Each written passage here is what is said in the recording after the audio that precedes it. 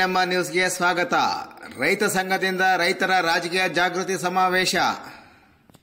ಸ್ವಾತಂತ್ರ್ಯ ಬಂದು 7 ದಶಕಗಳು ಕಳೆದರೂ ರೈತ ಸಮುದಾಯ ಮತ್ತಷ್ಟು ಸಂಕಷ್ಟಗಳಿಗೆ ಗುರಿಯಾಗುತ್ತಿದೆ. ಪರಿಹಾರ ಕಲ್ಪಿಸಿಕೊಳ್ಳುವ ನಿಟ್ಟಿನಲ್ಲಿ ರೈತರ ರಾಜಕೀಯ ಜಾಗೃತಿ ಸಮಾವೇಶವನ್ನು ನಡೆಸುತ್ತಿರುವುದಾಗಿ ರಾಜ್ಯ ರೈತ ಸಂಘ ಮತ್ತು ಹಸಿರು ಸೇನೆಯ ರಾಜ್ಯಾಧ್ಯಕ್ಷ ಕೋಡಹಳ್ಳಿ ಚಂದ್ರಶೇಖರ್ ಹೇಳಿದರು. ಅವರು ನಗರದ ಪ್ರವಾಸಿ ಮಂದಿರದಲ್ಲಿ ತಾಲೂಕು ಮಟ್ಟದ ರಾಜ್ಯ ರೈತ ಸಂಘ ಮತ್ತು ಹಸಿರು ಸೇನೆಯ ಪದಾಧಿಕಾರಿಗಳ ಸಭೆಯಲ್ಲಿ ಭಾಗವಹಿಸಿ ಮಾತನಾಡಿ, ದಶಕಗಳಿಂದ ರೈತ ಸಮುದಾಯ ಮತ್ತಷ್ಟು ಸಮಸ್ಯೆಗಳಿಗೆ ಗುರಿಯಾಗುತ್ತಿದ್ದಾರೆ ಹೊರತು ಸಮಸ್ಯೆ ನಿವಾರಣೆಗೆ ಯಾರೂ ಪರಿಹಾರ ದೊರಕಿಸಿಕೊಟ್ಟಿಲ್ಲ ಎಂದರು.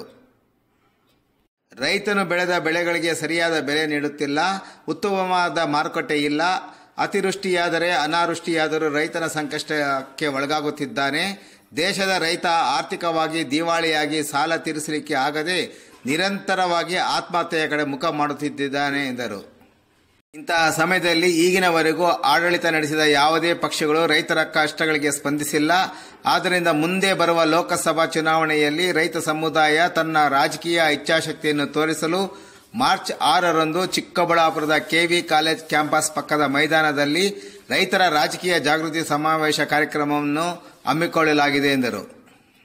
ಈ ಸಮಾವೇಶಕ್ಕೆ ಎಲ್ಲ ರೈತ ಬಾಂಧವರು, ರೈತ ಮಹಿಳೆಯರು, ವಿದ್ಯಾರ್ಥಿಗಳು, ಕೃಷಿ ಕೂಲಿ ಕಾರ್ಮಿಕರು ಹೆಚ್ಚಿನ ಸಂಖ್ಯೆಯಲ್ಲಿ ಭಾಗವಹಿಸಿ ಕಾರ್ಯಕ್ರಮವನ್ನು ಯಶಸ್ವಿಗೊಳಿಸುವಂತೆ ಕೋರಿದರು.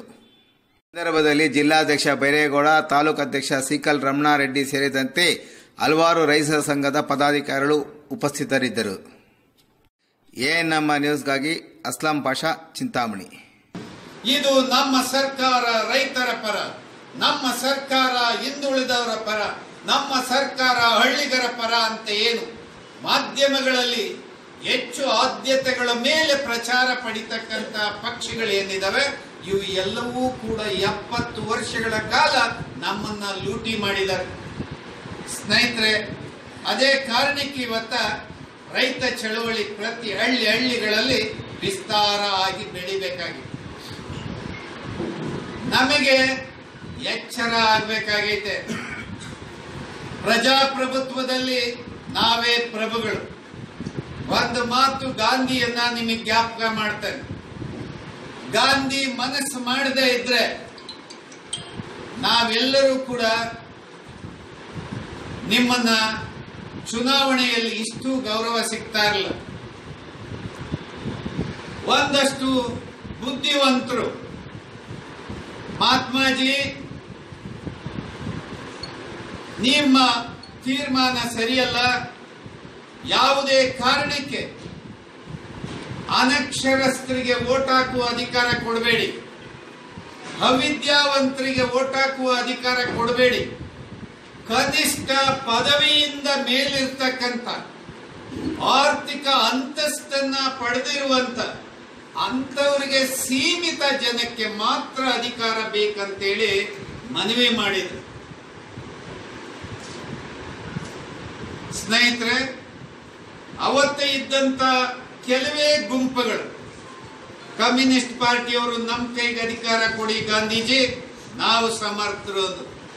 ಟಾಟಾ ಬಿರ್ಲಾ ಅಂತ ಶ್ರೀಮಂತರು ನಮ್ಮ ಕೈಗೆ ಅಧಿಕಾರ ಕೊಡಿ, ನಾವು ಸಮರ್ಥರು. ಗಾಂಧಿ ಹೇಳಿದ್ರು, ಇಲ್ಲ, ನನ್ನ ಜನ, ಈ ದೇಶ ಗ್ರಾಮೀಣ ಭಾರತ, ಗ್ರಾಮೀಣ ಪ್ರದೇಶದಲ್ಲಿರುವಂತಹ ಜನ ಮುಗ್ಧರಿದ್ದಾರೆ, ಅವಿದ್ಯಾವಂತರಿದ್ದಾರೆ, ಅನಕ್ಷರಸ್ಥರಿದ್ದಾರೆ, ಅವರಿಗೆ ಅಧಿಕಾರವನ್ನ ಕೊಡ್ತಾರೆ. ಒಂದು ಸಾರಿ ಚುನಾವಣೆಯಲ್ಲಿ ಅವನು ತಿಳುವಳಿಕೆ ಇಲ್ಲದೆ ತಪ್ಪು ಮಾಡಬಹುದು, 2ನೇ ಬಾರಿ ತಿಳುವಳಿಕೆಯನ್ನ ತಪ್ಪಾಗಬಹುದು, ಅವನು 3ನೇ ಬಾರಿ ಅವನ ತಿಳುವಳಿಕೆ ತಪ್ಪಾಗಬಹುದು, 4ನೇ 5ನೇ ಬಾರಿ ತಪ್ಪಾಗೋದಿಲ್ಲ.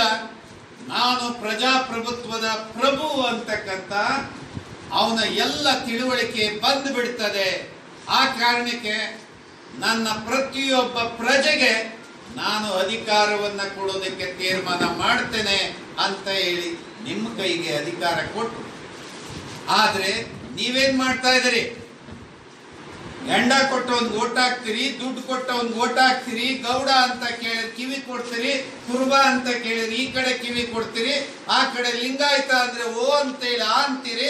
ನಿಮ್ಗೇನಾರ ಮಾನ ಮರ್ಯಾದೆ ಇದೆಯಾ? ಇದಕ್ಕೆ ನಿಮಗೆ ಈ ಹಕ್ಕನ್ನ ಪರಮಾಧಿಕಾರವನ್ನ ಕೊಟ್ಟಿದ್ದು. ಇನ್ನಾದ್ರೂ ಎಚ್ಚರಿಕೆ ವಹಿಸ್ಬೇಕು. ಈ ಪ್ರಜಾಪ್ರಭುತ್ವ ರಕ್ಷಣೆ ಮಾಡ್ಬೇಕ, ಪ್ರಜಾಪ್ರಭುತ್ವ ಉಳಿಬೇಕಾದ್ರೆ ಜನರು ಜಾಗೃತೆ ಆಗಬೇಕು. ಇಲ್ಲದೆ ಇದ್ರೆ ಈ ಪ್ರಜಾಪ್ರಭುತ್ವದ ಕಗ್ಗೊಲೆ ಆಗ್ತಾ ಇದೆ. ಜೊತೆಗೆ ಕೆಲವೇ ಹಿತಾಸಕ್ತರು, ನಿಮಗೆ ಗೊತ್ತಾಗ್ತದ ಆ ಪದ, ಕೆಲವೇ ಜನ ಈ ಸ್ವಾತಂತ್ರ್ಯದ ಹೆಸರಿನಲ್ಲಿ ಈ ದೇಶದ ಶ್ರೀಮಂತಿಕೆಯನ್ನ ಲೂಟಿ ಮಾಡ್ತಾ ಇದ್ದಾರೆ. ಸ್ನೇಹಿತರೆ, ಒಂದೇ ಅಂಶವನ್ನ ನಿಮ್ಗೆ ಹೇಳಿ ಮುಗಿಸ್ತಾನೆ. ಕಳೆದ 18 ವರ್ಷಗಳಲ್ಲಿ ಈ ದೇಶದ ಶ್ರೀಮಂತರಿಗೆ ನಮ್ಮ ಭಾರತ ಸರ್ಕಾರ ಕೊಟ್ಟಿರ್ತಕ್ಕಂಥ ಆದ್ಯತೆಗಳು ಎಂತದ್ದು ಅಂದ್ರೆ, ಅವರಿಗೆ ಕೊಟ್ಟಿರುವಂತ ಸಾಲದ ರಿಯಾಯಿತಿಗಳು, ಅವರಿಗೆ ಕೊಟ್ಟಿರುವಂತ ಸಬ್ಸಿಡಿಗಳು, ಅವರಿಗೆ ಕೊಟ್ಟಿರ್ತಕ್ಕಂಥ ಎಲ್ಲಾ ರೀತಿಯ ತೆರಿಗೆ ರಿಯಾಯಿತಿಗಳು, ಅವರಿಗೆ ಕೊಟ್ಟಿರ್ತಕ್ಕಂಥ ಉಚಿತ ಕಾರ್ಯಕ್ರಮಗಳು, ಇದು ಎಲ್ಲದೂ ಕೂಡ 18 ವರ್ಷಗಳಲ್ಲಿ ಎಷ್ಟಿರಬಹುದೆಂದ್ರೆ ಸುಮಾರು 42 ಲಕ್ಷ ಕೋಟಿಯನ್ನ ಕೊಟ್ಟಿದ್ದೀವಿ.